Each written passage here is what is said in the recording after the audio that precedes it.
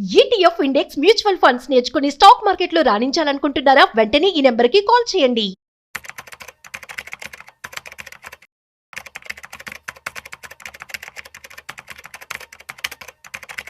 Hi hello నమస్తే, welcome back to Suman TV.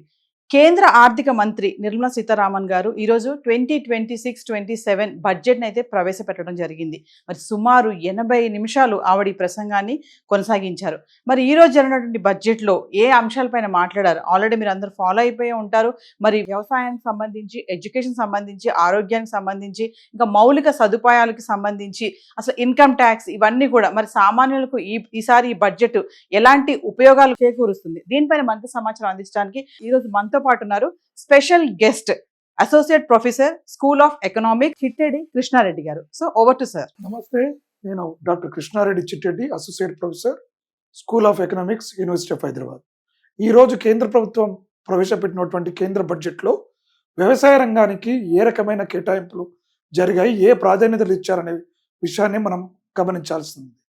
దేశ ముఖ్యమైనటువంటి 3 రంగాలలో వ్యవసాయ రంగం అనేటువంటిది అత్యంత ప్రాధాన్యత సంతరించుకుంది. దేశ జీడిపిలో దాదాపు 17% కాంట్రిబ్యూట్ చేస్తుంటే వ్యవసాయ రంగంపై ఆధారపడిన జనాభా దాదాపుగా 55% పైగా నేటికి వ్యవసాయ రంగంపైనే ప్రధానంగా జీవనం కొనసాగిస్తున్న దేశం మన దేశం. కాబట్టి ఈ రంగంలో విప్లవాత్మకమైన మార్పులు తీసుకురావడానికి ఇప్పటికే మనకు వ్యవసాయ రంగంలో డ్రోన్ టెక్నాలజీతో క్రిమి సంహారక మందుల సంహారం చేయడం కానీ, లేదా మిగతా ఆధునిక వంగడాలు కావచ్చు, ఇలా అనేక రకాలుగా వ్యవసాయ రంగంలో ఒక ఉత్పాదకతను పెంచడానికి అనేక రకాల మార్గాలను తీసుకొస్తున్న కేంద్ర ప్రభుత్వం ఈ బడ్జెట్లో ముఖ్యంగా మనకు భారత్ విస్తార్ అనేటువంటి ఒక కొత్త కాన్సెప్ట్ను కూడా తీసుకొచ్చింది. అదేంటి అంటే virtually integrated system to access agriculture resources.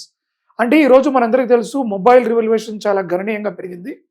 సాధారణ ఒక రైతు కూడా ఒక స్మార్ట్ ఫోన్ వాడుతున్నటువంటి నేపథ్యంలో పంటలకు ఏ రకమైన మందులను పిచికారీ చేయాలి, ఏ రకమైన విత్తనాలు వాడాలి, ఏ సమయాల్లో ఏ నిర్ణయాలు తీసుకోవాలనడానికి నేటికి రైతు ఒక ఇన్ఫార్మల్ సెక్టర్ పైనే ఆధారపడతాడు. గ్రామీణ ప్రాంతాల్లో నేటికి ఈ క్రిమిసంహారక మందులు అమ్మేటువంటి వారికి గైడెన్స్ ఇచ్చే ఒక ఎక్స్పర్ట్ గా మారుతూ ఉంటారు. కాబట్టి వారందరికీ అనువుగా వారి మాతృభాషల్లో, అంటే భారతదేశంలో ఉన్న ప్రధానమైన అన్ని భాషల్లోనూ ఇవ్వడం కోసం మనకు మల్టీలింగ్వల్ ఏఐ టూల్ అనేటువంటి తీసుకురావడం జరిగింది.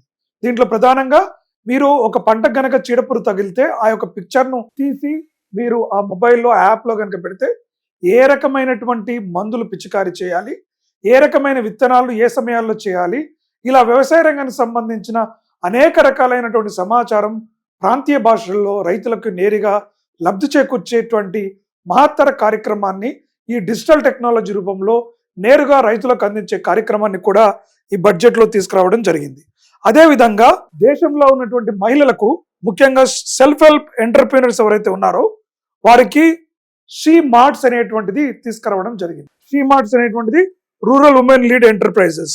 వీళ్ళందరికీ కూడా ఏంటంటే, ఎప్పుడైతే మనకు లఖ్పత్ దీదీ అనేటువంటి కార్యక్రమం గతంలోనే పెట్టారు, అది విజయవంతంగా అవడంతో ఇప్పుడు షీ మార్ట్స్ అనేటువంటిది పెట్టి నేరుగా వారి యొక్క ఓనర్షిప్ గా ఒక సొంతంగా వారు వ్యాపారాన్ని చేసుకోవడానికి, వ్యవసాయ రంగ అనుబంధ సంస్థలుగా తీర్చిదిద్దడానికి ఈ యొక్క బడ్జెట్ లో ఈ షీ మార్ట్స్ అనేటువంటిది ప్రధానంగా గ్రామీణ మహిళలకు సంబంధించినటువంటిది ప్రధానంగా వచ్చింది. ఇంకొక విషయానికి చూసుకున్నప్పుడు initiatives for integrated of 5000 reservoirs and Amrit Sarovars to strengthen the fisheries sector.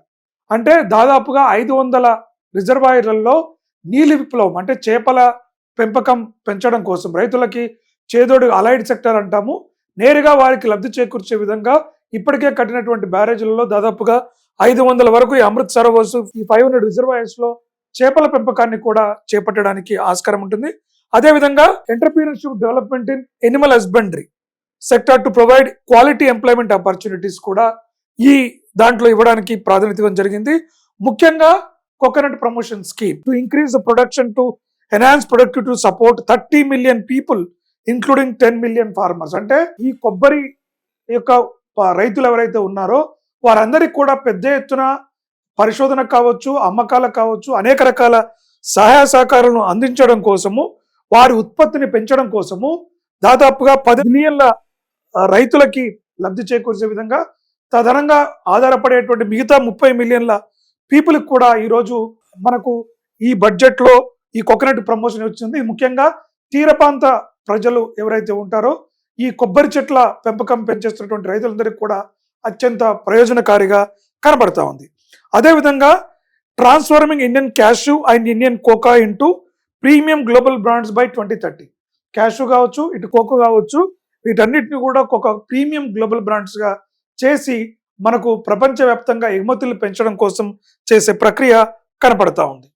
Partner with state governments to restore the glory of Indian sandalwood system. మనకందరికి తెలుసు గంధపు చెక్కల పెంపకాన్ని కావచ్చు, గంధపు చెట్ల మొక్కల పెంపకాన్ని సుగంధ ద్రవ్యాల పరంగా కూడా అత్యధికంగా ప్రమోషన్ చేయడానికి, అంటే మనకి వ్యవసాయ రంగంలో కమర్షియల్ క్రాప్ని పెంచే విధంగా గతంలో కూడా మనందరం చూసాం. రైతులకు మినిమం సపోర్ట్ ప్రైస్ ఇచ్చి రైతులకు భరోసా ఇవ్వటం, వారు పండించేటువంటి గిట్టుబాటు ధరను ఇవ్వటం, అదేవిధంగా పిఎం కిసాన్ ద్వారా వారికి అందరికీ కూడా నగదు సపోర్ట్ను మనం ఆల్రెడీ చూడడం జరిగింది. ఈ బడ్జెట్లో ప్రధానంగా వ్యవసాయ రంగాన్ని సాంకేతిక పరిజ్ఞానంలో ఆధునికతను జోడించి వ్యవసాయ రంగ ఉత్పత్తిని, ఉత్పాదకతను పెంచడంతో పాటు కమర్షియల్ క్రాప్స్ని పెంచే విధంగా, కమర్షియల్ క్రాప్ను ఏ రకంగా ఉత్పత్తిలోకి తీసుకురావాలి, అటు కోస్టల్ తీర ప్రాంతాల్లో కావచ్చు, ఇటు మిగతా క్యాష్యూస్, ఇండియన్ కోకా లాంటి వాటిలను కూడా పెద్ద ఎత్తున ప్రమోషన్ చేసి వ్యవసాయ రంగంలో ఒక వైవిధ్యమైనటువంటి వాతావరణం కల్పించడం కోసం బడ్జెట్లో ప్రాధాన్యత కల్పించింది. కాబట్టి ఈ యొక్క అవకాశాన్ని సద్వినియోగం చేసుకోవాలంటే రైతులు కూడా వారి వారి పంటలలో వారి వారి యొక్క నైపుణ్యాలను మెరుగుదిద్దుకొని పంటల మార్పిడి చేసుకుంటూ సహజంగా వారు గనక ఉత్పత్తిని పెంచుకోగలిగితే, పంటల క్రాప్ డైవర్సిఫికేషన్ చేసుకున్నట్లయితే మరింత లాభాలను చెంది రైతుల ఆదాయం డబుల్ ఇన్కమ్ ఏదైతే చేయాలని భారత ప్రభుత్వం కోరుకుంటుందో ఆ లక్ష్యం దిశగా ముందుకు వెళ్ళడానికి ఆస్కారం ఉంటుంది.